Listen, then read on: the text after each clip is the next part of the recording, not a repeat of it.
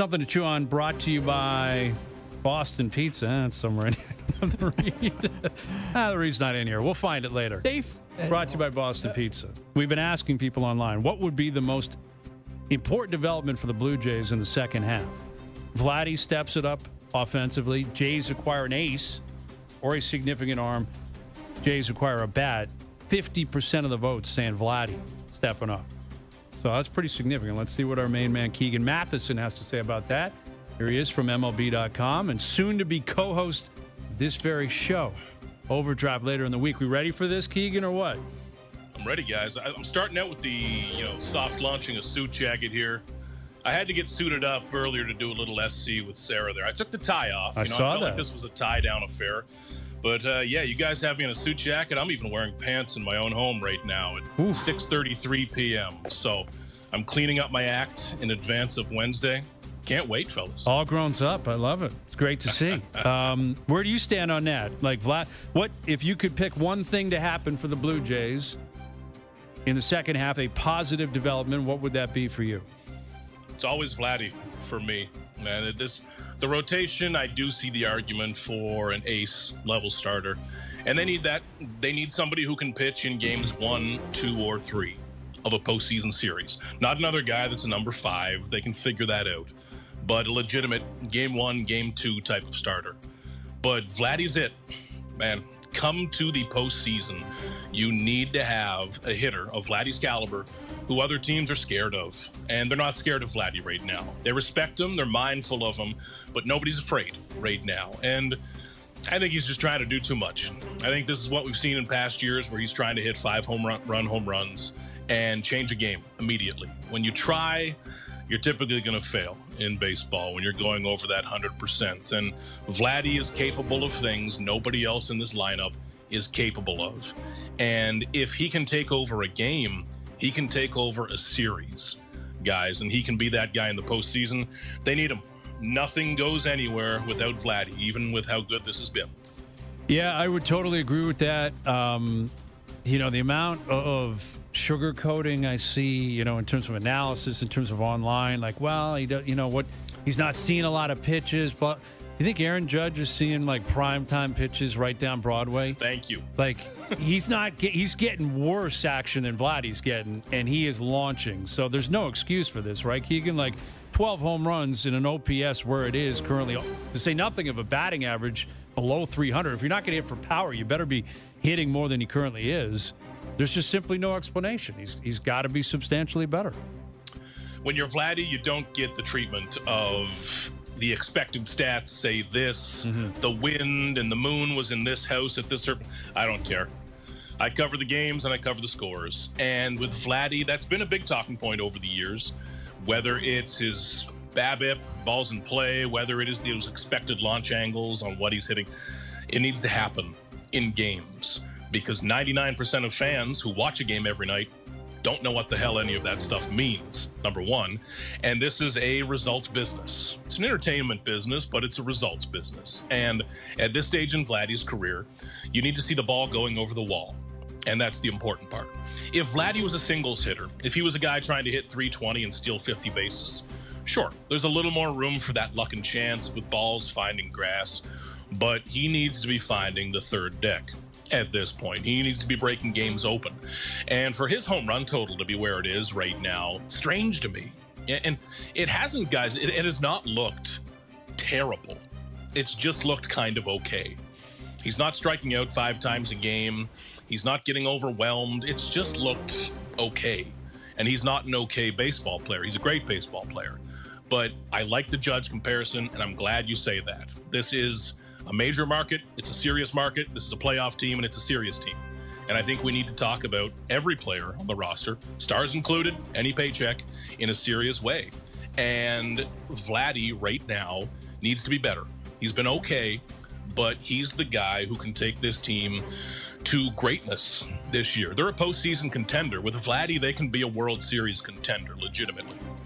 So, Keegan, do you think this is just, when you say pressing, do you think this is contract related? He just is trying too hard with that?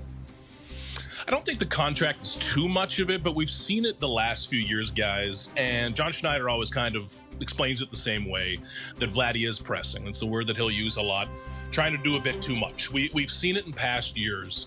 And any Blue Jays fan listening can picture this when Vladdy flails at the big outside slider because he's geared up for a fastball and he's swinging a little big. Vladdy, in those moments, he wants to be the guy. And that's good. You want the guy to want it.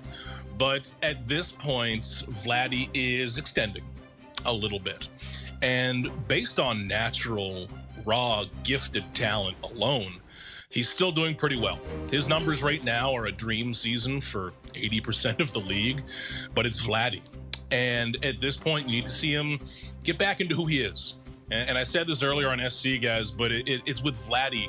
I've always said there are some days where he should just show up for game time. Pair of sandals, chuck on the jersey, go play. No meetings, no nothing. He's that good, and turn the brain off for a day. Maybe this All-Star break, the Derby, being around those guys, I think that could help shake him up a little bit, because when he gets hot, this whole thing changes. Big time. With Keegan Matheson, MLB.com. And, you mentioned that even with him playing the way he's playing, they're a playoff contending team. I mean, they're leading the American League at the All-Star break. But if he gets back to where he was in the second half last year, where he was a few years ago, that launches them, into possibly World Series caliber. And I think that's accurate, and I think that's important to point out. Like, the goalposts have moved here when you consider where we were 3 or 4 months ago, where I don't think anyone was anticipating they'd be leading the division at the All-Star break, that at any point during the year they'd run off 10 straight wins, that they'd sweep the Yankees in a 4-game series. Like, none of this seemed possible. How far have those goalposts moved for you now, to the point, in terms of accountability for the team, the front office? Like, is it now playoffs or bust, where if somehow it spirals out of control and they miss, that's a massive failure? Like, how do you project the rest of the way in terms of expectations today compared to where they were 3 or 4 months ago? Totally different. If they miss, it's a disaster at this point. And how they've gotten here impresses me so much. If you'd told me 3 months ago that everybody's hurt, Santander gives them no value, Vladdy is just okay, I'd expect they would be 3 or 4 games below 500.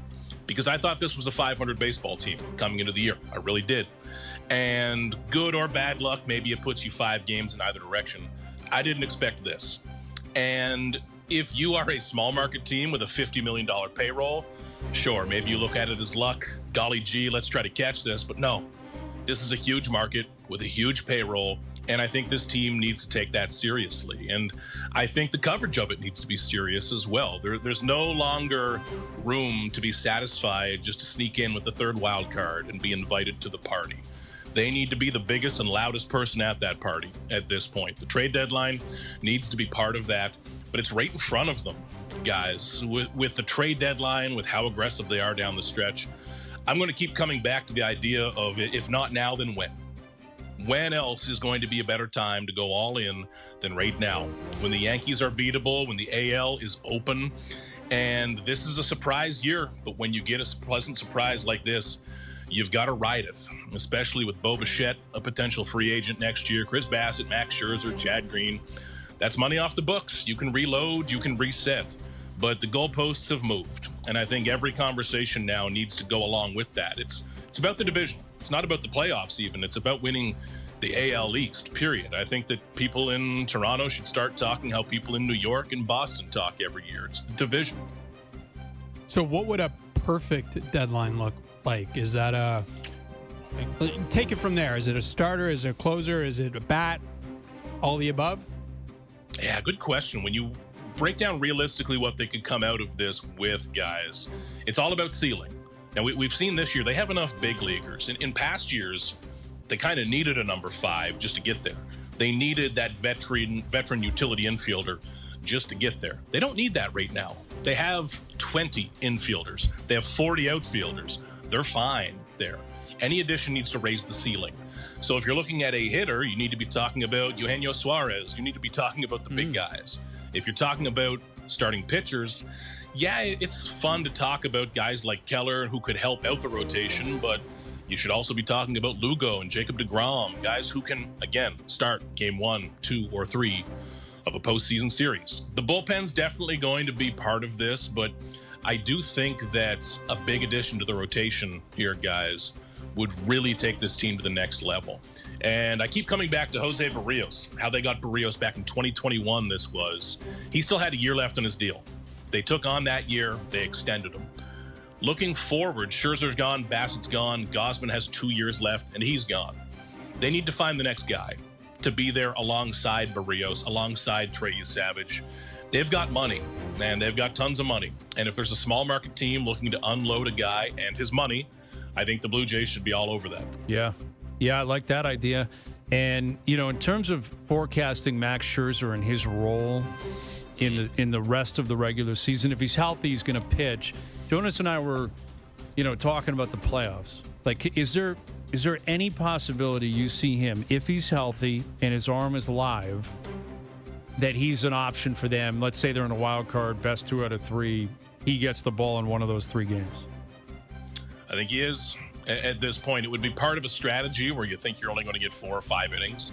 It could also be Max Scherzer coming in after Jose Barrios. Mm-hmm. Ideally, you do that with a bit more of a plan, and we're not talking Barrios Gucci here. Yeah. Nobody's shaking and having nightmares They tonight. can never do that again. Is that going to happen Never again, Keegan? Like, Yeah. is it possible that happens again? Not that early.